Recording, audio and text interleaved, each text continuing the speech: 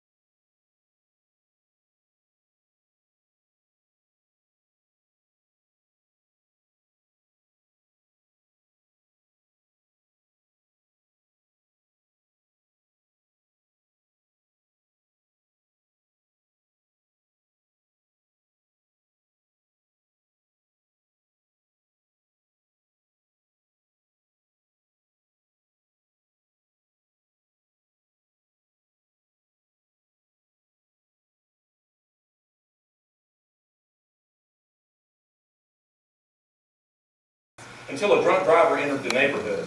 And that drunk driver proceeded to drive up and down the streets at speeds approaching 60 miles an hour. Hit 6 cars, endangered the lives of numerous people, and at one point, the car came over a hill and was heading straight toward Jennifer Rowton, our hero. Jennifer put her body in front of numerous kids, thrust them into the yard, away from perhaps serious injury or even death. And when she looked up at the drunk driver, unfortunately, she saw 2 children in that car. Jennifer's desire to protect herself left her immediately, and her whole focus was on protecting those children in the back of that car. She went, and her mission was to stop the driver. And so when she reached the car, she got her arm in the car, and it got hung in the steering wheel. And unfortunately for Jennifer, in her act of heroism, the driver proceeded to run over her 3 times, leaving her seriously injured. And after an 8-day stay in intensive care, she's been released to go home, but there are still complications. She's facing a 6 to 12-month rehabilitation period, and she may never walk the same as she has in the past. Jennifer's a hard-working resident of Hot Springs. She works to help support her family. Her husband is in nursing school, and she needs to support her family. And right now, her ability to do that, she does not have the ability to do that. So this past week, a group of community leaders was asked to meet at Oak Lawn Racetrack. Eric Jackson, manager at Oak Lawn Racetrack, general manager, had really taken an interest in this story. And he gathered us together and he asked us one question. He said, are we as leaders of this community willing to let a true Hot Springs hero suffer because of her heroic actions? Or are we going to do something about it? And as we looked around the table, each of us, of course, said, like true Hot Springs residents would, we're willing to help. So I'm Don Gooch. I'm the president of Harvest Bank here in this market, but also the incoming president of 50 for the Future. 50 for the Future is an organization concerned about the future of Hot Springs, and great heroes like this represent what's best about our potential future. And so we want to make sure that Jennifer is taken care of. Other organizations are represented here today. Next we have Brian Smith. Brian is an executive with Alliance Rubber. Brian is the incoming chairman of the Greater Hot Springs Chamber of Commerce Board of Directors. And Brian is going to tell each of you how you can specifically help out Jennifer Rowton.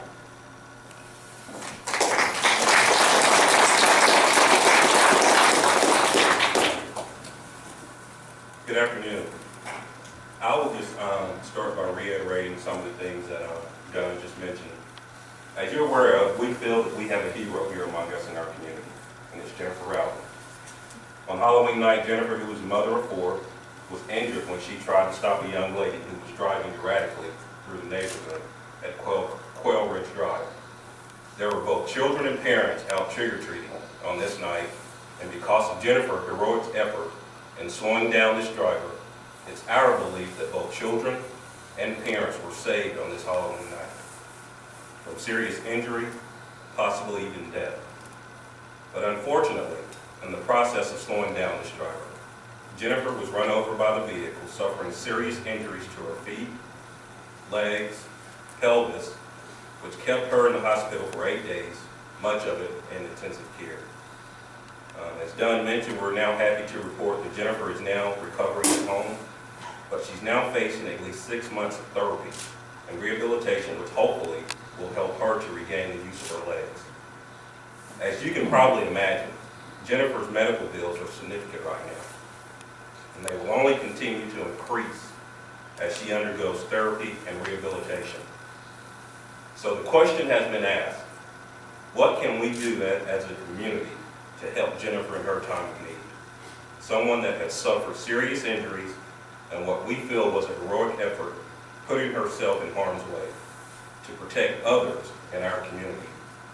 We're here asking you today, we're asking all businesses, individuals, civic organizations, churches, and others to come forward to help Jennifer and her family with the financial challenges that they are now faced with.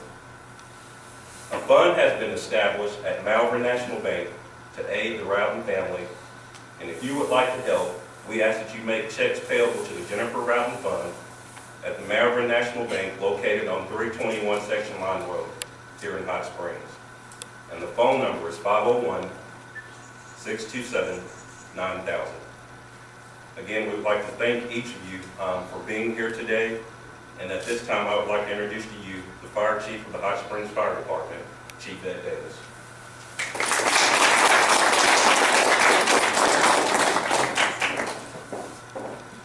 I have the great distinct honor of being the fire chief of the city of Hot Springs. I come in contact with a lot of very, very brave people who do valuable things for the community. One of those people is Jared Hoffman. Jared is a driver of the fire department. He is the brother of Jennifer Rowton. Therefore, you can understand why the fire department has very special feelings for the acts that she did in Quail Creek on Halloween night. Very few times in life do you find someone who is a selfless hero. And Jennifer Rowton is certainly that person. Jennifer Rowton saved the lives of numerous small children prior to the time that she reached in that car and tried to shove the ignition on them. Jennifer acted in the best interest of everyone in the neighborhood and in the best interest of the children that were in that car that night. And she did it in a very selfless manner. Because of her actions, she has been mangled and her lower body has in many ways just been destroyed. We as a community cannot allow this family whose back is against the wall to suffer and not know, how they're going to meet their obligations in the future. There was no, in any way, shape, or form, self-centered thought in her mind in the things that she did. She disregarded the possibility of her future, her children's future, her husband's future, and focused on other people. And this was as brave act as ever been committed anywhere in the United States of America. I mean, we talk about it, but you can't understand the scope of the number of lives she saved. I mean, there were a lot of little children that would have been run over that second time if she hadn't moved them out of the way. And I'm not talking about 2 or 3. I'm talking about 20, 30 children that were in that area trick-or-treating. She was incredibly brave. And it is a situation where that as a community, we have to step up. There are 90,000 residents in Hot Springs, Warren County. That's $1 a piece. That would raise $90,000 right there. It is so simple. We're not asking for someone to empty out their bank account. We're just asking for everyone to give some to help this family. I'd like to introduce to you a fine Hot Springs firefighter, Jared Hawthorne, who will come now and speak to you a little bit about Jennifer's community.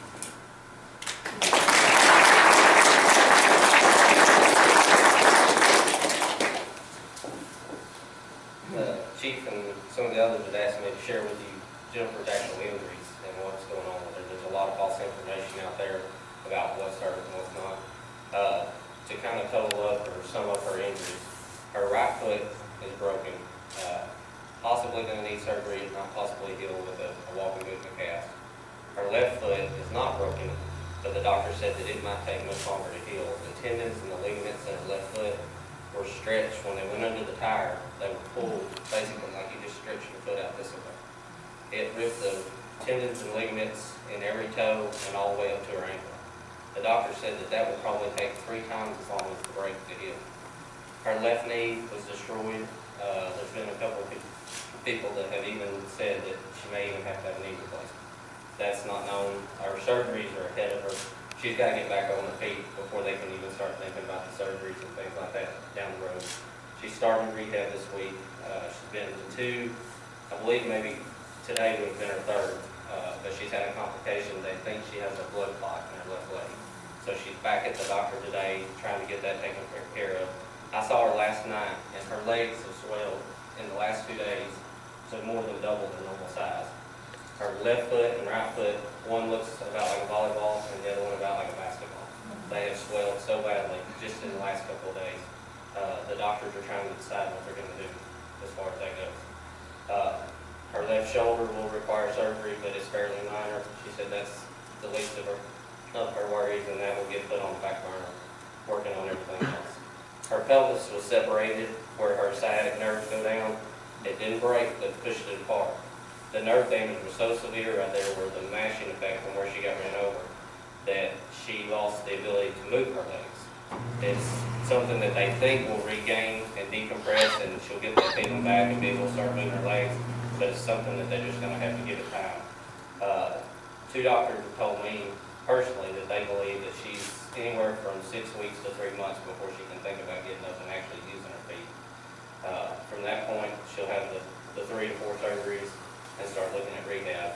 Everyone that I've talked to thinks she's anywhere from 6 months to a year and a half worth of rehab to get back to where she's really somewhat normal, on her feet and moving around. That kind of summarizes up her injuries. She had lots of bruising and other things, but those were the true injuries out of it. She's doing well with her upper body. She's extremely strong physically. She's able to do a lot of the work of transferring herself from a chair to the car. She's so strong in her upper body. She's really good at getting herself where she needs to be. She does have to have help getting in and out of restrooms and things like that, but she's making progress. She's feeling better, and mentally she's in good shape. I mean, it's taken a toll as far as all the things that are going on. Her children have really been affected. She's in fact seeking counsel for her children right now, some counseling, because her children are having nightmares almost every night because they were there and watched what happened. She told me day before yesterday that her youngest son, they found him under the covers crying and just wanting everything to go back to normal. Every single night for at least a week now, her children had nightmares about that night.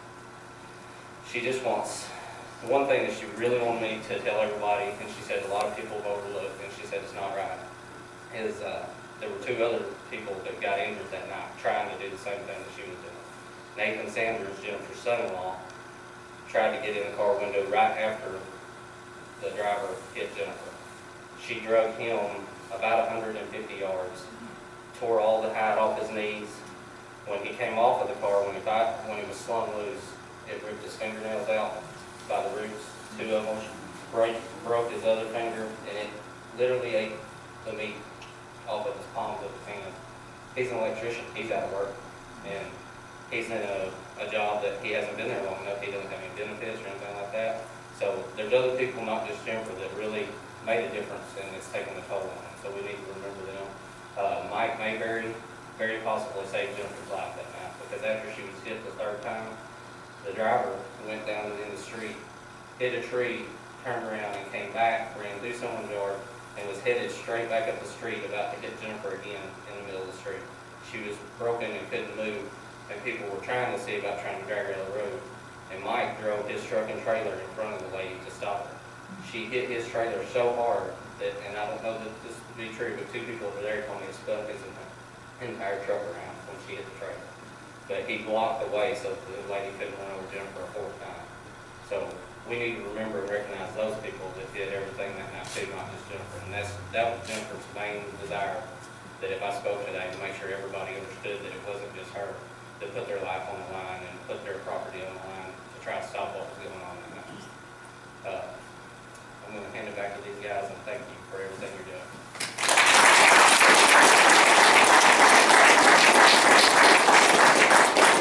I think you can tell by her brother's comments there that Jennifer is the type of person who's not really looking for any personal gain. She wants to deflect it to others. But wow, thank you for sharing her status. And we are going to close now. If there are any questions, we'll do our best to answer them. But so ask away if you got any.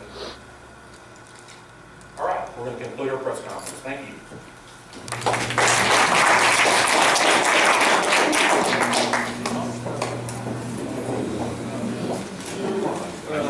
I'll see you tomorrow.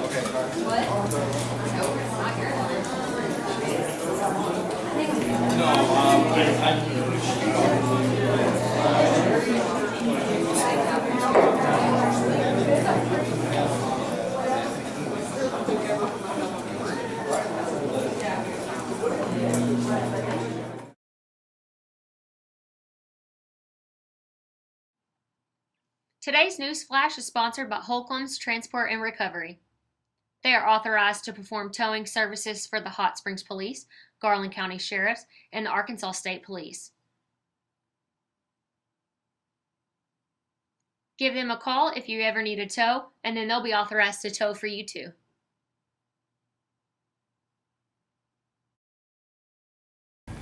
Okay, that was the press conference at the Chamber of Commerce.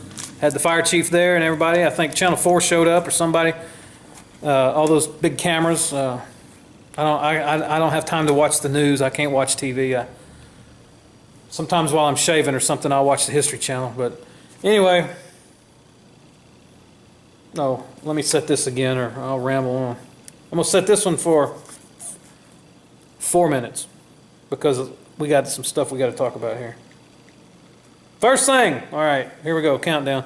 First thing, volunteers, got to have, Facebook. Let's talk about Facebook first. Our Facebook page. Facebook is social media. I started a 911 Facebook page, 911 News Facebook page to have a social page there. Well, I started tweeting what was happening around town. If there's a fire here, there's a crash there, and whatever. Life Mobile's going to help somebody.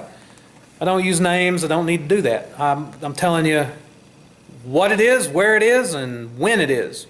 Right now, on Higdon Ferry, there's a crash. I don't tell you who crashed or that they were drunk or any of that. And that got real popular. Everybody liked that, and then they started commenting on it. And people have free will, and free will and a mouth gets people in trouble. We've had a racism issue on the Facebook page. We've had a blasphemy issue on the page. We've had people accuse us of not knowing what we're talking about when we're tweeting out what's happening. This is not a conventional news format. This is not Channel 7. We are not very professional. We're more casual here. It's not what you're used to. Doesn't make us wrong. All right? Sometimes calls change. 911 people will tell you, emergency people, ask a trooper, ask a volunteer fireman, ask the dog catcher, ask anybody, that when the call comes in, that there's a car upside down, people flipped out of it, dead people laying in the ditch, and you go screaming out there, and you get there, and you've got a car with the hood up on the side of the road, and that guy, and he's got a busted radiator, and his kid is sunbathing in the ditch, listening to his iPod, then that's what happened. The call was a big wreck with people dead. You get out there, somebody's sunbathing, somebody needs some water in their radiator. All right? Things change. All right? That doesn't make us wrong. We tweet what we hear. Not everything we hear. All right? That hostage situation the other day with Captain Terry, he went out there and handled the situation for the sheriff. We didn't tweet that. That's tactical. You got the hostage and the captain's coming. We don't tweet that until it's done, and then we give them a little credit. They went out there and he put a stop to whatever was going on, helped some people, and there you go.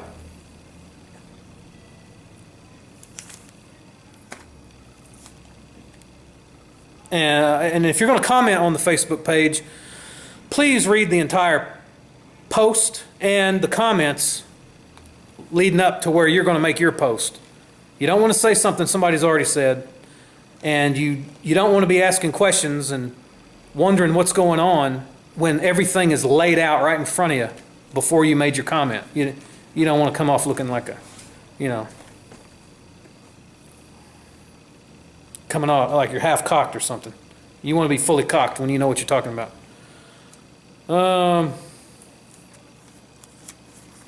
That's Facebook. Oh, and I'm going to have a hard line on Facebook from now on. We're not going to get into this Okay, Facebook, and then we'll take a break. We're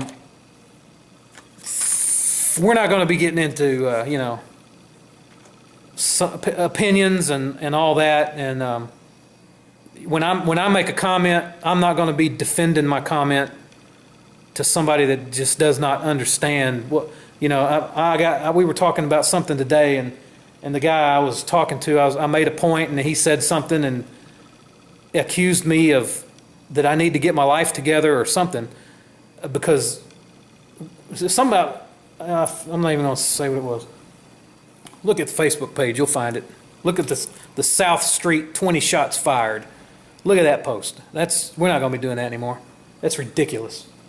If you want to have a debate, if you want to be debating about something or whatever, that's one thing. But accusing people of, just read the post. We don't have time for this.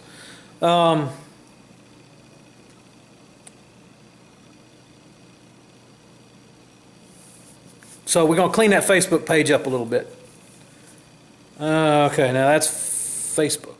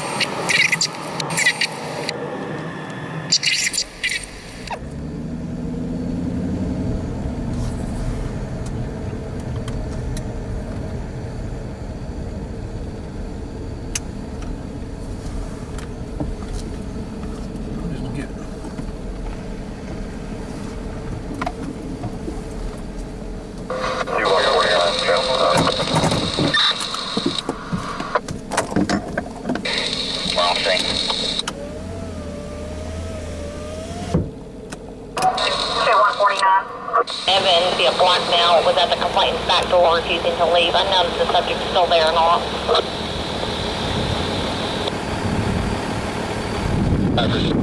Period.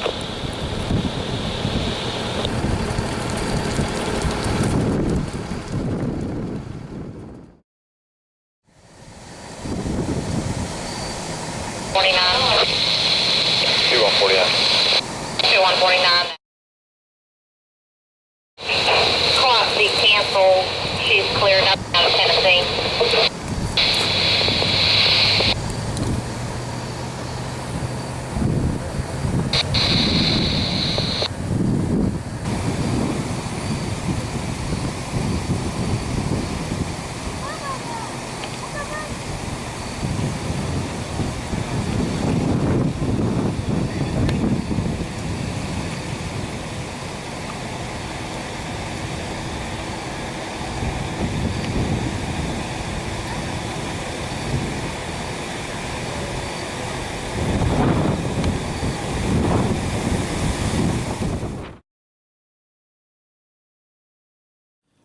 Okay, meetings and volunteers.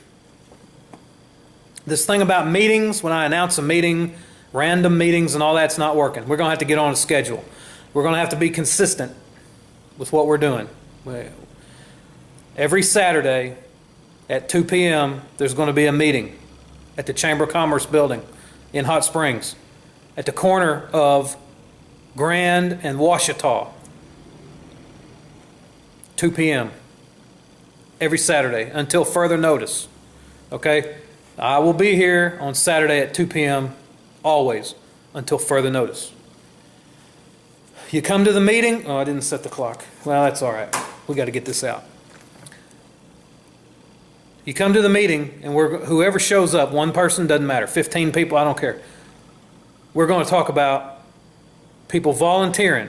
That's what we're doing here. Our big goal is 24/7 Facebook coverage of 911 stuff that's going on in Garland County.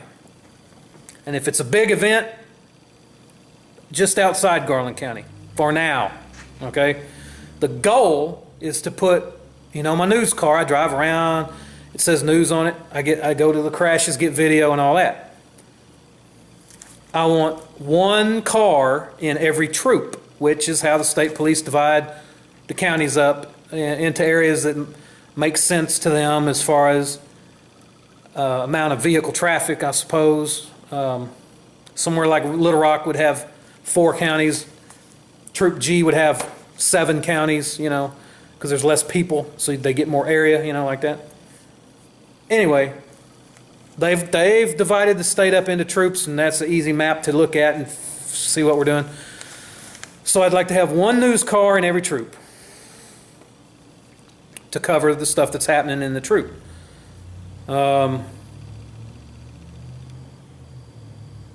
That's a lot of people. I mean, that's a lot of cars. That's a lot of money. That's the long-term goal, long range. 24/7 coverage on Facebook. The situation is that I want, when something happens, like let's say Garland County, for example, we'll use what's happening now. We'll model this goal after what we're doing now. Say we got 24/7 coverage. I've got 3 dispatcher, we're calling them 911 news dispatchers, and we've got about 3 of them right now that we're training them up, getting them scanners and doing that. So let's say these 3 and me, we're able to cover 24/7, all right? Day and night, 24 hours a day, 7 days a week. And then I've got myself, I can go get video. Anyway, where was I going with that? I'll be right back.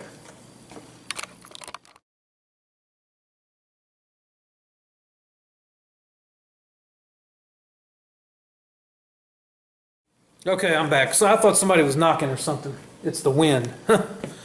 Okay. For example, let's just use Garland County like we're doing now. We got 3 911 news dispatchers. That's what I'm calling the people on Facebook when they tweet that stuff out. If we could get a schedule to rotate the 3 of them and me through this and have 24/7 coverage, and then all the video that we can get from that, we chop up and have a daily video show. That's the goal. 24/7 Facebook, you know what's going on, and once a day you get a new video show. Every day at 7 p.m., something like that. We'll put out what happened during the last 24 hours. That's the goal. Short-term goal is that for Garland. Long-term goal would be that for the state. Batesville, Little Rock, Eudora, Texarkana, whatever. Have video coming in from all corners of the state, and have the 911 dispatchers in different areas. The 911 news dispatchers tweeting on Facebook from all over the state. I mean, it's going to be a big network of people eventually if this thing goes. Now, I've hit a wall. I cannot go any further than what I'm doing now by myself. Got to have volunteers. I'm going to have to cover this thing, cover the Facebook 24/7, and I'm going to have to get at least one more news car with somebody in it running around. At least one more. I can't do it all. I need help. So if you like the show, if you want to be part of the show, you want to be part of the Facebook, you want to be part of what we're doing here, you got to call me. There's no experience necessary. You need to be 18. You could probably be younger if you're on the video, if you're doing the show, but your parents are going to have to get involved. We got to talk to them. And, you're not going to be standing here like me in the dark. I'm over here because I don't like being on TV, but we've got a couch, we got a desk, we could sit there like the Conan O'Brien show, David Letterman, interview people, do public service announcements, have a policeman come in here and tell us how to act on a traffic stop, you know. A lot of people, they get pulled over and they want to run back to the policeman, so you don't do that. That's a no-no. You do not get out like that on a policeman, okay? But people don't know that, especially high school kids. They don't know that. Who would know that? If nobody tells you, how do you know? So, you know, we help people with little tips like that. Get the officials in here telling us what's really going on. Plans that, I think we're getting a new fire truck or something. That's something we could talk, you know, they're proud of that, I'm sure. Somebody come down here and tell us how many gallons of water it can throw out on a fire per minute or something. How much it costs, that's a big deal. How did we get the money for it? That's another big deal. Was it our tax money? Was it a grant? You know, did Trump send it down here for us to use? We don't know. All right, so now, one more thing. No, that's it. Let's call that a day, all right? Thanks for watching. Please mind yourself on that Facebook. I'm going to start deleting comments, and if you cross my line too far, you might get blocked completely. And if you really cross that line, I may make a phone call across the street over here. Give them something to do. Okay, thanks for watching. Bye-bye.